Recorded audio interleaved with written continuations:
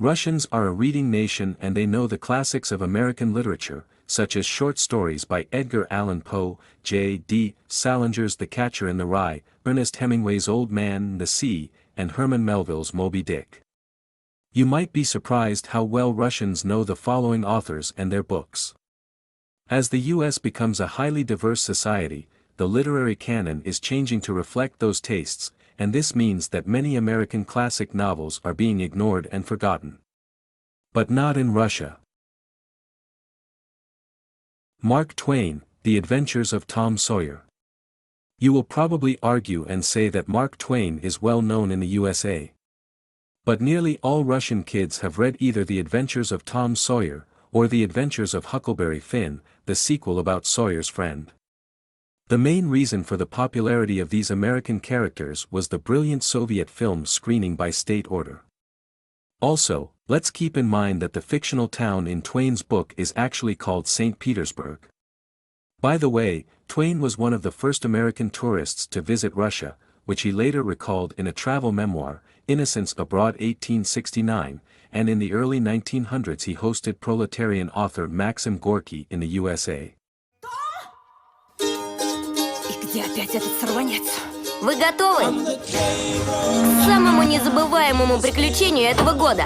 Ставлю еще один зуб, но за это я хочу увидеть настоящее шоу. Можешь на меня положиться.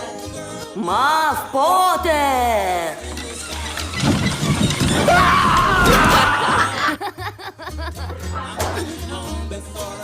Том Сойер. Ray Bradbury, The Martian Chronicles. Americans under 50 might be not very familiar with this author, but nearly every Russian family has it on their bookshelf because the Soviets published a special edition of Bradbury's The Martian Chronicles.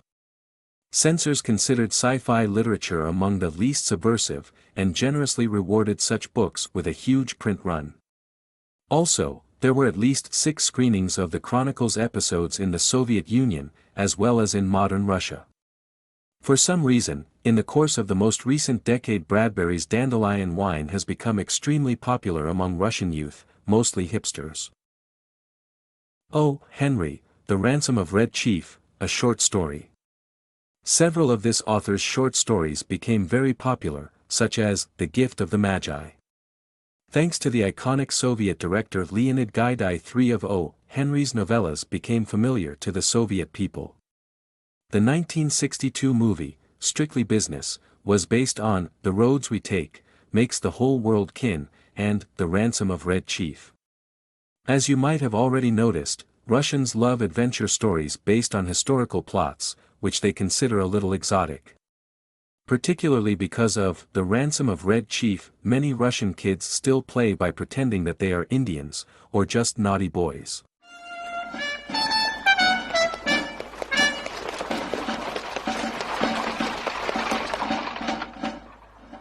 Вот валяется на дороге $2000. Я думаю, мы легко их возьмем. Эй, мальчик! Поласканный. Ага. Эй, мальчик! Хочешь получить пакетик леденцов и прокатиться? А?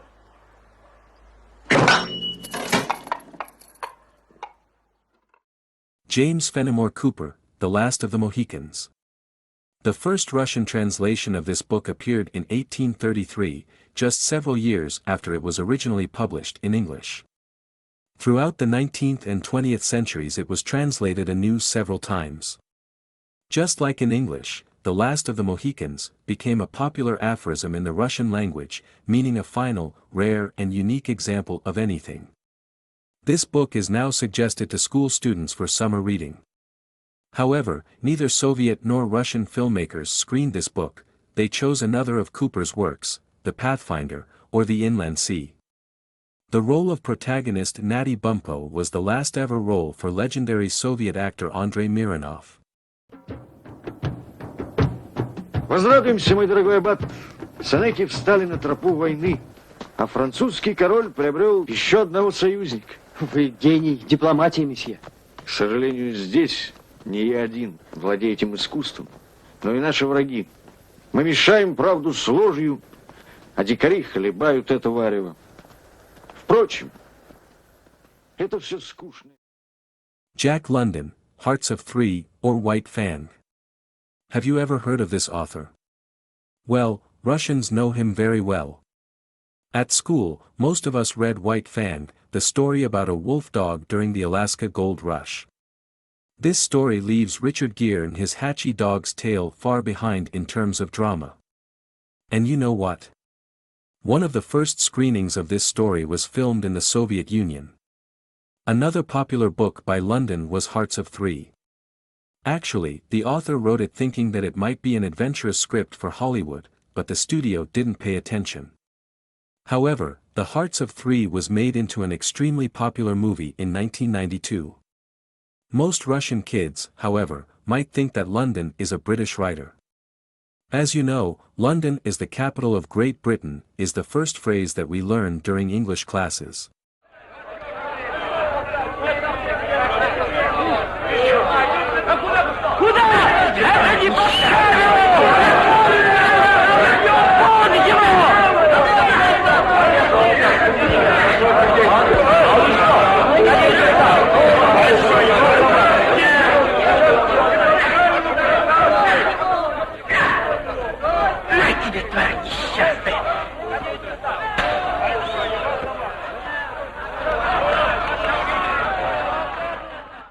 Kurt Vonnegut, Slaughterhouse-Five, or The Children's Crusade. Russians are big fans of dystopias and sci-fi.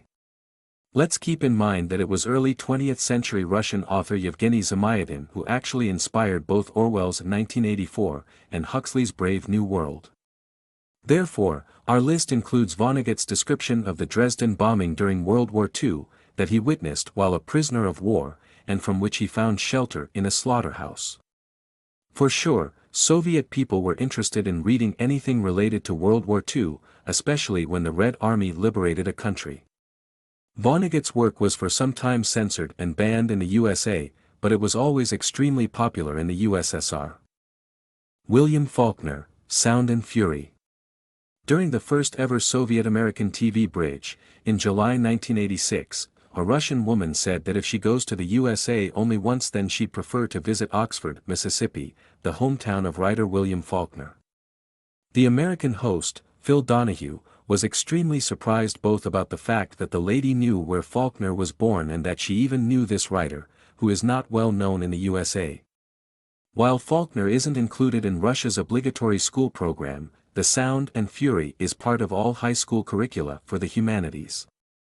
Mayne Reid, The Headless Horseman. The Headless Horseman is a story about an Irish adventurer and hero in the war with Mexico, and a film made by Soviet cinematographers in 1973. The film is a Soviet-Cuban red western directed by Vladimir Vajenchtok and based on the novel of the same name by Thomas Mayne Reid. The film was the first Soviet western. It was a box office success, 51.7 million tickets were sold and the picture holds the 33rd place in terms of movie attendance in the Soviet Union. Да вот он.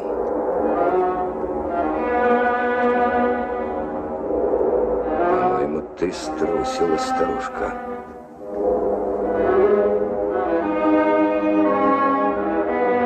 Эй! С тобой разговаривает старый Зепстам. Он не из тех, над кем можно шутки шутить. Я стреляю! Если ты дьявол, тебе это не повредит.